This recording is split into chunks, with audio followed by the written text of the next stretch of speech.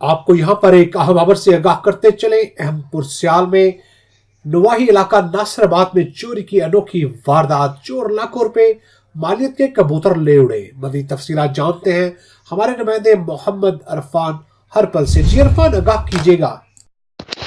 जी बिल्कुल, अहमदपुर सियाल का नवाही इलाका अड्डा नासराबाद के करीब मुज़ा हवेली जीवन शाह में चोरों की चोरी की अनोखी वारदात। हाजी शुबाज बलोच और सजाद हुसैन बलोच पीस लोफ्ट के घर से चोर तकरीबन 6 लाख रुपए मालियत के इंपोर्टेड रेसर कबूतर मुख्तलिफ ब्लड लाइन के ले उड़े।